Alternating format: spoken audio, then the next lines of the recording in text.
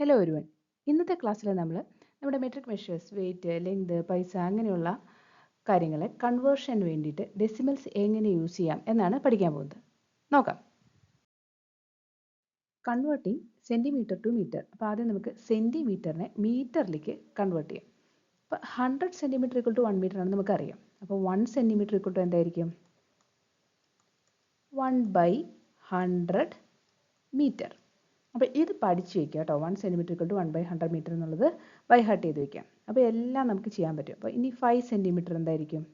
അപ്പോൾ 1 centimetre equal to 1/100 metre ആണ്. അപ്പോൾ 5 centimetre equal to 5 into 1/100 metre.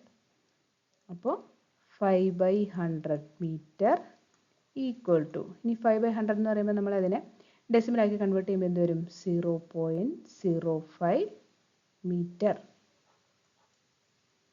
ഇനി ഒരു ക്വസ്റ്റ്യൻ കൂടി ചെയ്ത് നോക്കാം. 12 സെൻറ്റിമീറ്റർ. അപ്പോൾ 12 സെൻറ്റിമീറ്റർ എന്ന് പറയുമ്പം 12 into 1/100 metre equal to 12/100 metre. ഇനി അതിനെ ഡെസിമലാക്കി കൺവേർട്ട് ചെയ്യുമ്പോൾ എന്ത് വരും? 0.12 മീറ്റർ. ഇനി സെൻറ്റിമീറ്ററിനെ മീറ്ററായി കൺവേർട്ട് ചെയ്യാൻ നിങ്ങൾക്ക് കിട്ടൂലേ? കിട്ടും. Converting millimetre two centimetre. അടുത്തത് നമുക്ക് മില്ലിമീറ്ററിനെ സെൻറ്റിമീറ്ററാക്കി കൺവേർട്ട് ചെയ്യാം.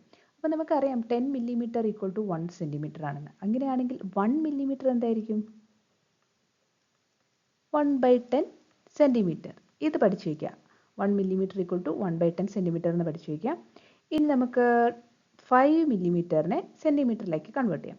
അപ്പോൾ 5 millimetre is equal to 5 into 1/10 centimetre equal to 5/10 centimetre equal to എന്ത് വരും? 0.5 സെൻറ്റിമീറ്റർ. ഇനി ഒരു വലിയ നമ്പർ എടുക്കാം. 235 മില്ലിമീറ്ററിനെ സെൻറ്റിമീറ്ററാക്കി കൺവേർട്ട് ചെയ്യണം. അപ്പോൾ 235 ഇൻറ്റു എന്ത് വരും?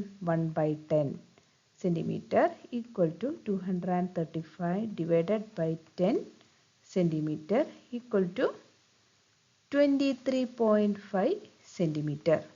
അപ്പോൾ ഇങ്ങനെയാണ് മില്ലിമീറ്ററിനെ സെൻറ്റിമീറ്ററിലേക്ക് കൺവേർട്ട് ചെയ്യുക. അടുത്ത നമ്മൾ പൈസേനെ റുപ്പി ആക്കിയിട്ടാണ് കൺവേർട്ട് ചെയ്യുക. അപ്പോൾ നമുക്ക് 100 പൈസ ഈക്വൽ ടു 1 റുപ്പി ആണെന്ന് അറിയാം. ഇനി 1 പൈസ ഈക്വൽ ടു ഒന്ന് കണ്ടുപിടിക്കാം. 1 പൈസ ഈക്വൽ ടു 1/100 റുപ്പി. അപ്പോൾ ഇനി 75 പൈസ എന്തായിരിക്കും? 75 ഇൻറ്റു 1/100 റുപ്പി ചെയ്താൽ മതി.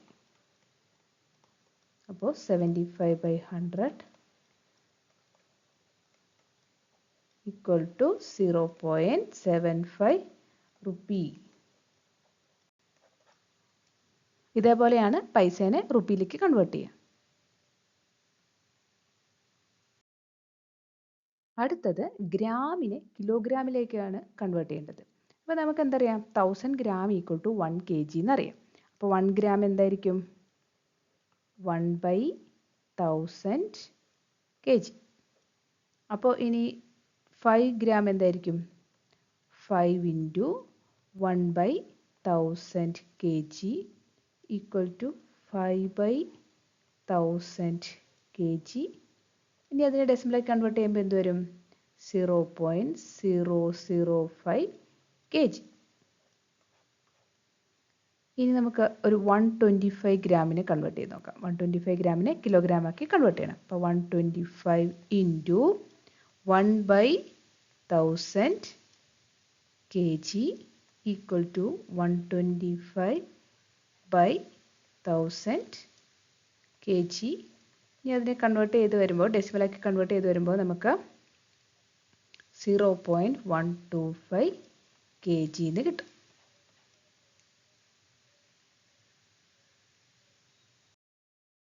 അടുത്തത് മില്ലി ലിറ്ററിനെ ലിറ്ററാക്കി കൺവേർട്ട് ചെയ്യാം. അപ്പോൾ ഇത് ഗ്രാം പോലെ തന്നെയാണ്. നമുക്ക് 1000 millilitre equal to 1 litre, മറ്റേത് 1000 ഗ്രാം ഈക്വൽ ടു 1 കിലോഗ്രാം. അപ്പോൾ ഇവിടെ എന്ത് വരും? 1 millilitre equal to 1/1000 litre.